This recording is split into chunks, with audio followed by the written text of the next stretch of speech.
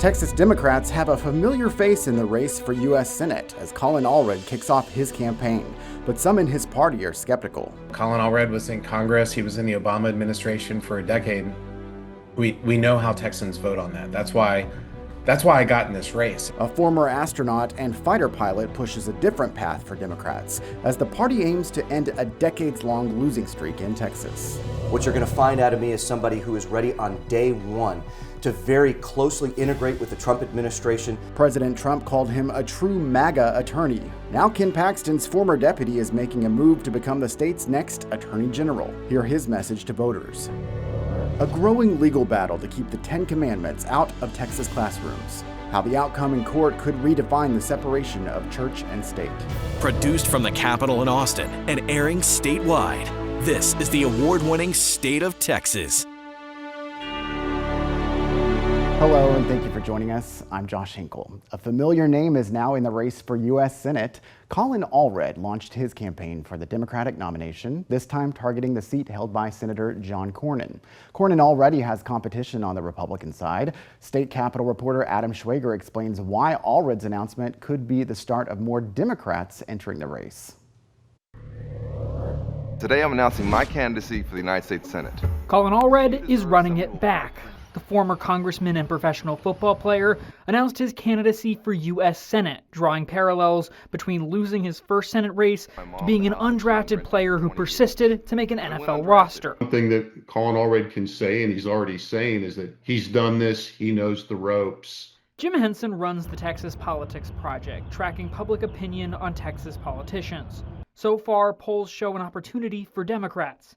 In June, just 23% of registered voters polled had a favorable opinion of incumbent John Cornyn. His main Republican challenger is not polling much better, as 29% had a favorable opinion of Ken Paxton.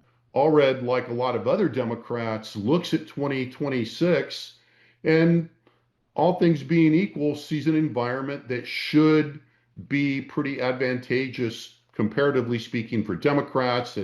Allred likely won't be the only Democrat to join the race. Last week, another former Democratic Senate nominee, Beto O'Rourke, talked about a conversation he had with Allred, U.S. Representative Joaquin Castro, and State Representative James Tallarico about the plan for 2026. My concern is making sure that everyone is in the right position.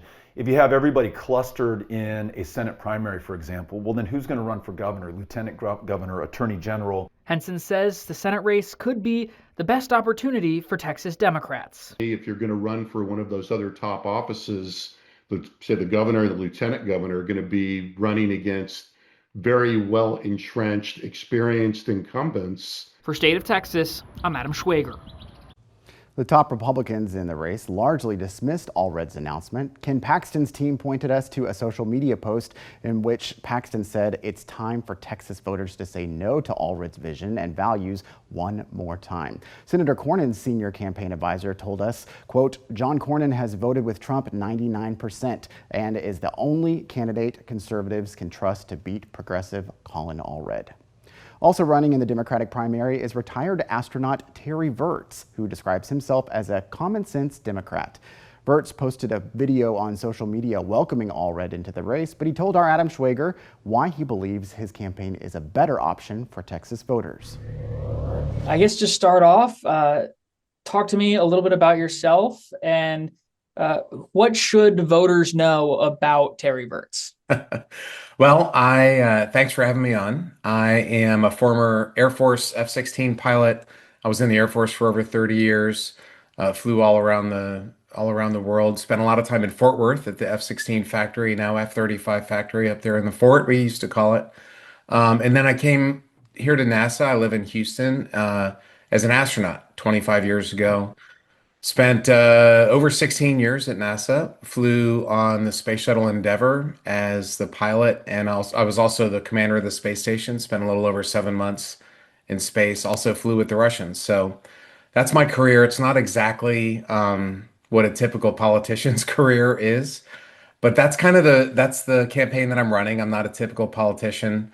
I think I'm a common sense, mission oriented, get the mission done, get the job done kind of guy. My combat missions were spent over Iraq, and so a a little bit of a different background, but I think that's what Texans want. I think that's, the same old politician is not necessarily what folks want or need. That's not what this moment demands, that's for sure. It's not the first, military / astronaut background we've seen. Why do you think that background helps prepare you to potentially serve in the U.S. Senate? Yeah, absolutely. Mark Kelly just texted me this morning. He's a astronaut, my colleague, senator from Arizona. So I joke that, if Arizona has an astronaut, then Texas needs one. We can't be, Texas can't be without an astronaut senator. So we got to have one too. I was on the space station a few years ago when Russia first invaded Ukraine. Obviously, the things that Putin has been doing for years now are just evil. But I was there with Russian cosmonauts, and these guys were my friends, and we had to work together. We had this really bad ammonia leak. We thought it was going to kill the space station. It ended up not being as it was a false alarm, but we thought it was real, and we thought it was going to destroy the station. And we looked at each other and we said, look, like, we have to stay alive. We have to just focus on getting the mission done. We can't worry about politics right now. We would always start our events with, hey, politics is politics. It's on Earth. Let's focus on the mission. And that's what our congressmen need to do. So speaking of this primary race, you welcomed in last term's nominee, Colin Allred, into the race. I think a lot of people are expecting this field to end up getting crowded with some potential other big names in the state's Democratic political circles. How do you plan to rise above that and get your name above some of these establishment candidates? I welcome Colin into the race. I like Colin. I think Colin's a good man. I supported him. I voted for him. I wish he was our senator. I wish he would have beaten Ted Cruz, but he didn't. And the thing about Texas, I went back, I did some research on my own. And for the last century, if you lose a Senate race in Texas, you don't win again. I mean, that's just how we do things in Texas.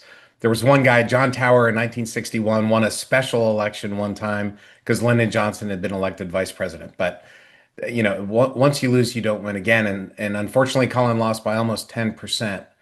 So we can keep on trying the same thing and hoping for a different result. They say that's the definition of insanity. Colin Allred was in Congress. He was in the Obama administration for a decade. We know how Texans vote on that. That's why I got in this race. If I thought they could win, I would just support them and vote them. But I want to offer Texans, a common sense, a reformed Democrat candidate, somebody who's not beholden to the national party. Along with Virts and Allred, there is a third Democrat who announced a run for Senate. Mike Swanson has a degree in aviation management and describes himself as a working class guy. Candidates can begin officially filing for a place on the ballot in November. When Texas Attorney General Ken Paxton announced his run for Senate, candidates started vying for his job. Now, a former Paxton deputy is in the race and touting his work for President Trump. The state faces a new lawsuit over its plan to get the 10 Commandments in Texas classrooms. The experts who say the legal battle is part of the point. Texas takes a new approach to make it harder for people making fake temporary license plates, but the change is bringing new concerns for law enforcement.